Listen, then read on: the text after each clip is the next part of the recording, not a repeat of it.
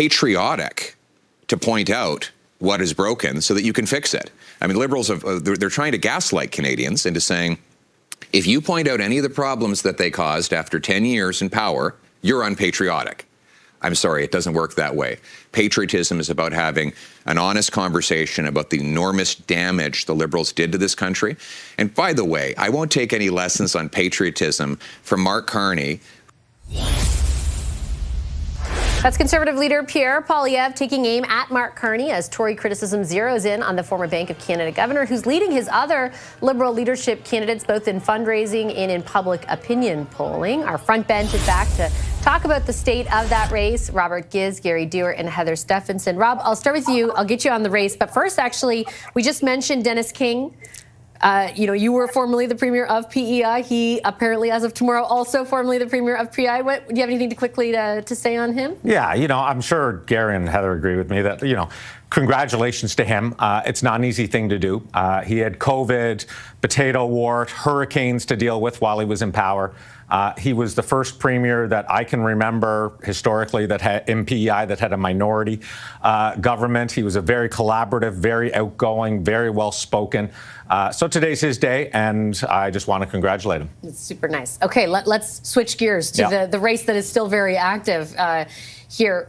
Your thoughts on, I think that was an interesting message from Poilievre around, because the criticism from the Liberals has been like, Canada is broken isn't a message that's going to resonate anymore. And certainly we've seen public opinion polling really narrow between the two parties significantly over the last month. What did you think of the positioning there from Poilievre?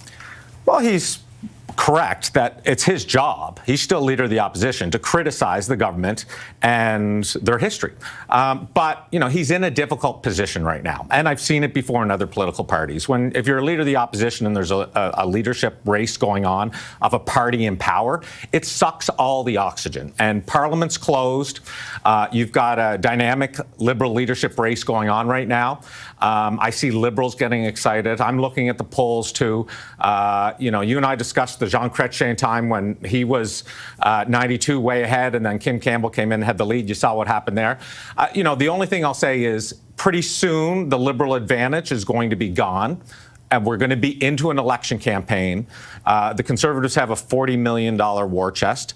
I'm sure they're digging up every possible quote from Mark Carney, the presumptive front runner, and already putting commercials together. So it's going to be a battle. But there's that existential issue that's out there, and that's Trump and the tariffs. And I think that this makes it difficult to compare this election to the 93 election in that fact. Plus, you had to divide a Conservative Party back then with the reform coming up. So it's going to be interesting times. Right now, the Liberals are in a good position. But once that election gets called and they're on equal footing, it's going to go back and forth, and it's really unpredictable. Or you could still say definitely leaning Conservative.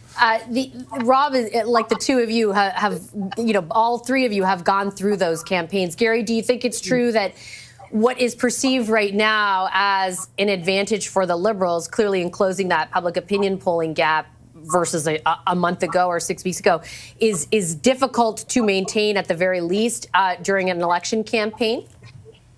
Well, the oldest saying in the book is elections do matter. And do they ever matter?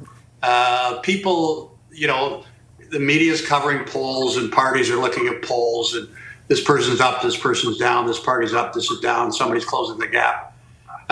Canadians will notice that, but when it comes to marking their one ballot that they have in their constituency for what party they're going to vote for, they're going to be, the election will make a lot of difference on it. And if I was the leader of the opposition right now, I would be campaigning on putting the can-do back in Canada because there's a perception out there that everything is delayed and dithering goes on and nothing is decided. We got oil coming from Alberta through Manitoba and Michigan to Ontario. It's outrageous. And then today they announced a huge billions and billions of dollars to get somebody from Ottawa to Montreal a half an hour faster, and somebody else. I love Amtrak's Excella train, don't get me wrong, but where's the money for the Arctic? Where's the money for the F-35s? Where's the money for our NATO commitments? God, it's sort of there's so much open water, but that won't be.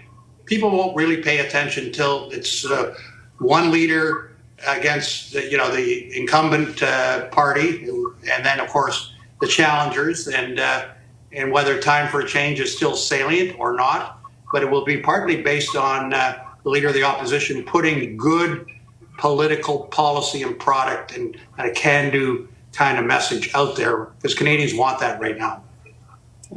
Heather, Gary brings up an interesting point about sort of the, fair criticism that can be leveled at the government. I think that's what's interesting is that some of that criticism is being leveled by Mark Carney.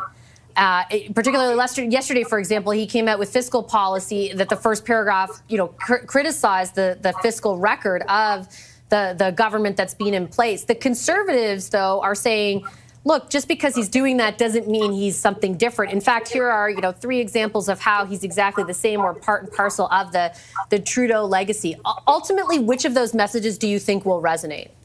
Well, I think what it is, each political party will come up with their own messaging. And I think what the challenge is that we're having here is more than ever, we needed stability in Ottawa, particularly with Trump coming in and with the tariffs and everything else that's been going on. And to be going through what we're going through right now is really unfortunate. But we can't get through this fast enough.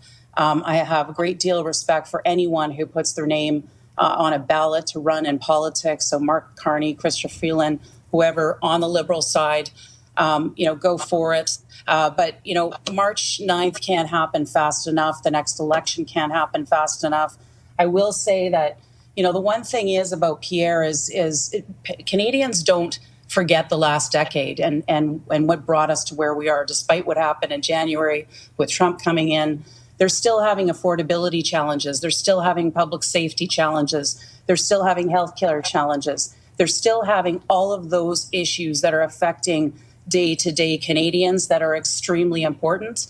And I think Pierre Poilievre and his team are standing up and talking about those things and making sure that we don't lose sight of those things that are also very, very important. But I think the most important thing is that we can create stability in Ottawa. That means we need to get into an election, through an election, have a prime minister that is going to be negotiating on the best interest of all Canadians, working with the premiers across our country to ensure that we're doing what's in the best interest of our country.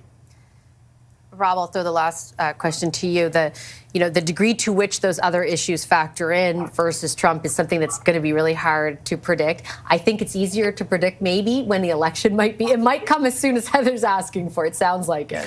I would guess it's probably going to be sooner rather than later, would be my guess, to keep the momentum going. But, it's when it gets to an election campaign, you're going to see the Conservatives running against the Liberal record for the last 10 years while also putting out their own ideas. Do you think Carney can successfully separate himself from that record? To a degree, but totally no. It all depends on the team that's around him, too. And I think that's the challenge. Like, there's a challenge for the Conservatives. There's a challenge for the Liberals. Who is best at dealing with those challenges in front of them is most likely who's going to be the next Prime Minister of Canada. Okay, I'm going to leave it on that note. Great discussion. Thanks, everyone, for the time tonight. Gary Dewar, Robert Giz, and Heather Stefanson, our wonderful front bench.